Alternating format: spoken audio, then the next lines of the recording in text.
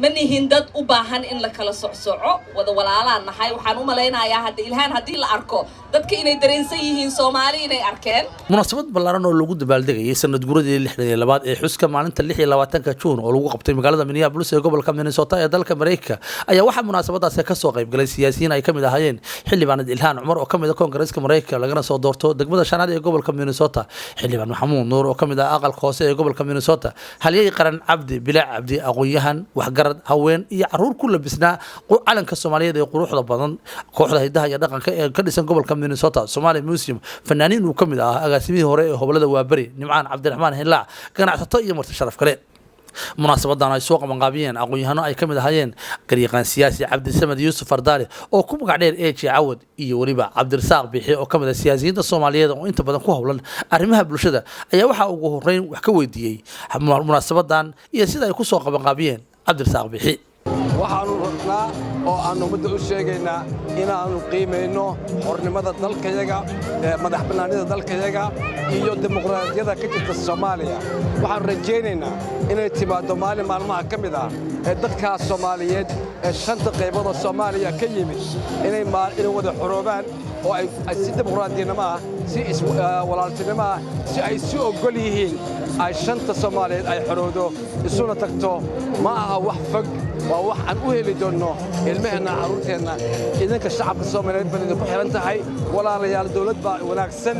oo qiimo leh ayaa xilligeeda dhamaaday dawlad kale oo wanaagsan ayaa bilaabatay insha Allah waxaan rajaynayaa inaan midoodaan oo hore loo socdo 26 Juun iyo halgankii loo soo maray in heeryada gumaystaha la iska qaado ayaa waxa dul istaagay halyay qaran Cabdi Bilaac Cabdi Xakiim aad baa u mahadsan tahay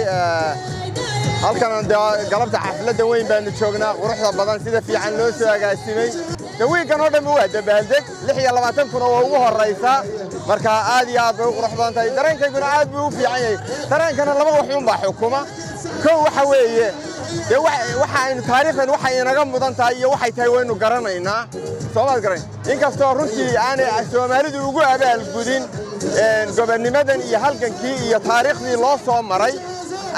laakiin darajadu inaga dhamaan mayso Soomaaliya inay insha Allah soo noqoto gobonnimadeedii iyo sharafteedii iyo karaamadeedii baan rajaynaynaa ta kalena waxa weeye dadka maanta soo baxay wajiyadooda uma farxadaada adiga soo koobaysa aad aragtid dadkii oo faraxsan soo baxay qadiyada u soo baxeen aad la wadaagtid oo la garanaysid marka aad iyo aad baan ugu faraxsanahay in halka joogo galabta xildhibaan Ilhaan soo dhawow ku soo dhawow baanta qaranka Soomaaliyeed marka la wada inaan ku weydiiyo bal maanta iyo bal dareenkaaga maalin farxad leh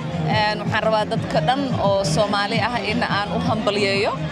waxaan leeyahay hambalyo waa maalintii hadda Soomaalida xornimo ay heshay waa maalin muhiim ah waa maalin taariikhdeena ka mid ah aadaan ugu faraxsanahay inaan sida rimaado dadkayga aan kala qayb qaato waa gartay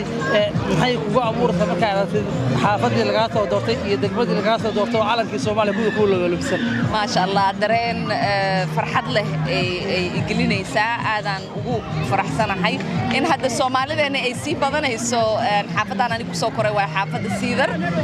maantana waa saad u jeedid hadda quruxda dadkii oo dhan calanka buluug ee wada wataan Soomaalida ka daawanaysa warbaahinta qaranka Soomaaliya Soomaaliya waxay u baahan tahay in dadka ay xasuusnaadaan walaaltinimadeena inaan nahay dad isjecel dad isgarab istaaga dad aan weligood gees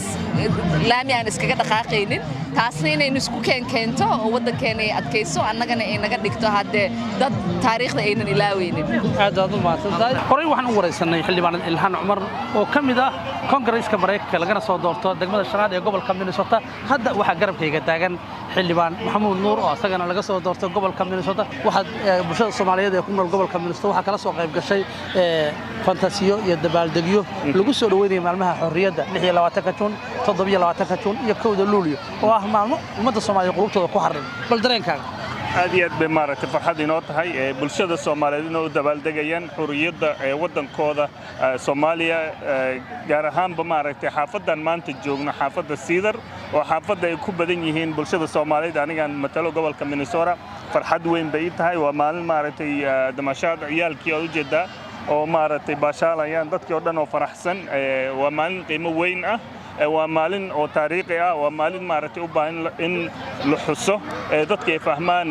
meeshay ka soo jeedaan iyo waddankooda carruurtana inay fahmaan taariikhdii iyo wixii la soo maray waa muhiim waa gartay sanadihii hore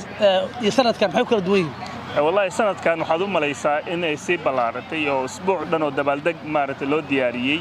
xafladda maanta ka socota siidar keli maahan waxay ka socon doontaa insha Allah meelo badan oo kala duwan ay sii socon doonto isbuuc dhan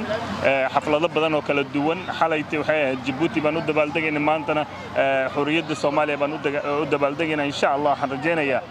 ummad kasta oo Soomaali meel kasta ay joogaan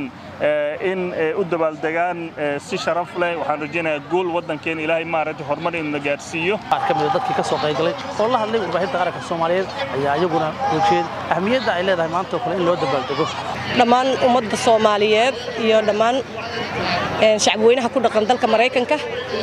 waxaan ugu hambalyeeynaa maanta inay tahay maalintii xurriyadda Soomaaliyeed ee calan la taaga gobolada waqooyi laga taaga waliba kadib halgankii daraawiisheed iyo Soomaali oo dhan ay ku lug lahayd laguna laayay isticmaalkii Ingiriiska uu ku laayay ayaan maanta waxaan ugu dabaaldegaynaa xurriyaddii Soomaaliya iyo calankii Soomaaliya 26 Juun magaalada Minneapolis waxaan leeyahay ummadda Soomaaliyeed meel walba joogto hadda kadibna sanad walba 26 waa la dhigayaa kowda luuliyana waa la dhigayaa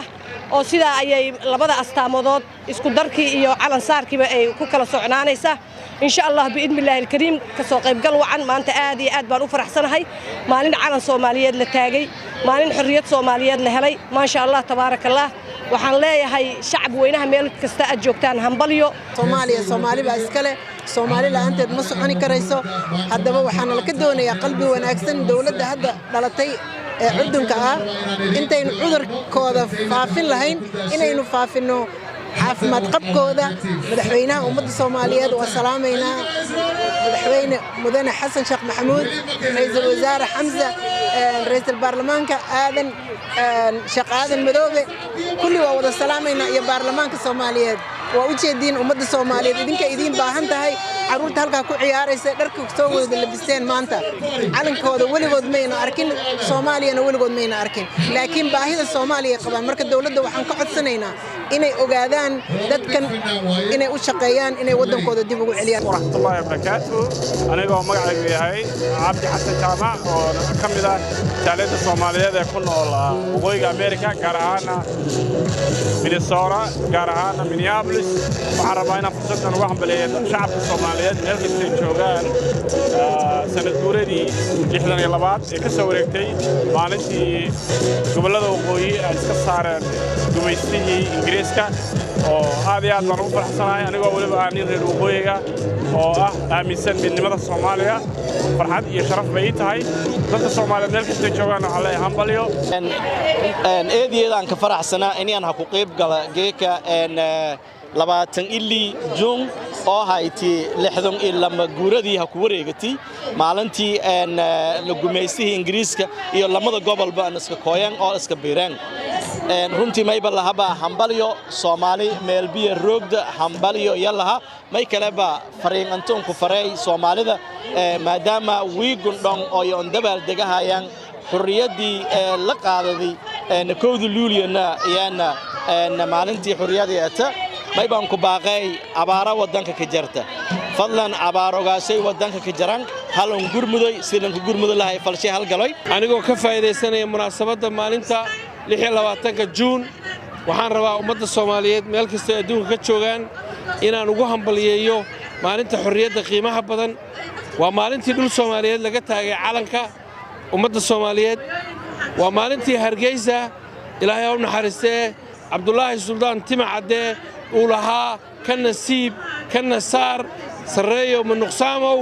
maanta waxa weeye waa maalin weyn maalintaas aynu xusaynaa kuma aanay iman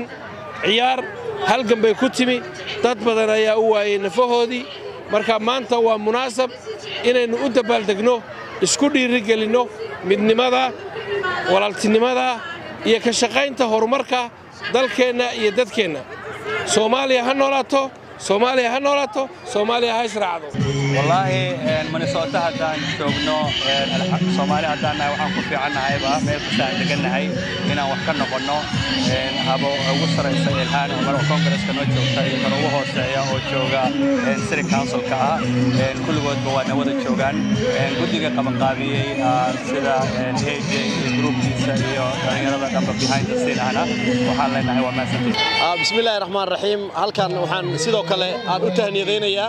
ummadda Soomaaliyeed meel walba ay joogto waxaan leeyahay 62 sano guurida ka soo wareegtay maalintii xorriyadda runtii aad ayaan u soo dhaweynaynaa waa u dabaaldegaynaa xorriyaddu waa wax barays aad u qaaliya oo ku baxay mar walbana in la xasuusto dadkii xorriyadda maanta aan ku haysanay adduunka meel walba aan joogno waa inaan ugu mahad celino sidoo kale waxaan halkan tahniyada dabaaldega ugu dirayaa madaxweynaha iyo ra'iisul wasaaraha Soomaaliya oo aan kula talinayo halhayskii ahaa Soomaali heshiis ah dunidana heshiis la ah inay ka dhabeeyaan annagana qaybta nooga aadan insha Allah aan ka qaadano magacaygu waa Nimco Maxamed Khaliif aad baan maanta u faraxsanahay munaasabadan July June 26 inaan ka soo qayb galo aniga labadeeda wiil aad baan u faraxsanahay waxaan leeyahay Soomaaliya ha noolaato ha israacdo anoo ka faa'iideysanahay TV-ga qaranka oo marar badan arrimahayga ka soo qayb galay hadday noqoto ciyaalka iyo qaabkan u soo ceshan lahaa ma u heli lahaa dhammaan intii ii soo duceysay intii ilmahay ka qayb qaateen aan dib u helno oo midowno maanta ayagoo ag taagan ama ila sawiran aad aan u faraxsanahay happy baan ahay Virginia inkastoo ay community-gu degan tahay haddana ma lahayn 92 waddanka soo galay ilaa iyo maaragtay hadda waddankan deganaa waxaan u shaqaynayay dawladda DC Trade Union-ka 20 sano la soo dhaafay hadda waxaan ku soo biiray community-ga ma sha Allah Cedar yaan soo degay October waxaan u shaqeeyaa dawladda Minneapolis waaxda finance-ka oo aan budget-ka iyo u sameeyo maaragtay transportation department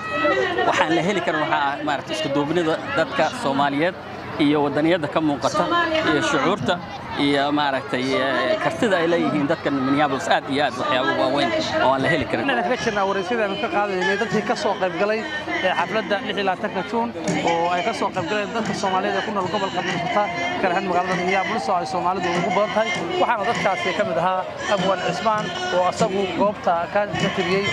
hadallo bulshada Soomaaliyeed soo jiitay isla markaasna ka turjumayay midnimada ummadda Soomaaliyeed iyo qiimaha ay leedahay Cismaan soo dhawow waa dhawahay Cabdixakiinow 26 June waa maalin xusuus mudan waa maalin taariikhi ah waa maalinta xornimada waa maalinta caalamka Soomaalida ugu horeysay laga taagay Soomaali waxaan leeyahay qarannimadii wixii ay ku keenay midnimo ay wadajir bay ahayd iminkana waxaan meeshan ka tiriyay gabayaan tiri 20 sano ka hor kiina wali waa taagan yahay wuxuu ahaa caalamka loo digriyay loo dulbaantumaya isagoo dad lahayn oo daluuneer lagu tuuro durufan ku ogaayo dooda wayga su'aal ma dib u dhashay dadaalka lagu keenay dagaalkii halgankii intii geesinin doolar ku cayhay dugaagu daartii la gumaaday hooyadii lagu deexay halbihii dahabkooda duruucdooda xaraashay wixii dhig lagu daadisay madaransan yihiin waxaan leeyahay war reer iyo karaatag waxba inoo tari mayso wada midnimo Soomaaliya xafladan ugu soo dhaweynay maalmaha xorriyadda ee ka socota magaalada Minneapolis ee gobolka Minnesota gaar ahaan xaafadda ay Soomaalidu u badan tahay ayaa waxay qayb ka tahay dabaaldegyada ka socda dunida dacaladeeda ee lagu soo dhaweynay maalmaha xorriyadda Soomaaliya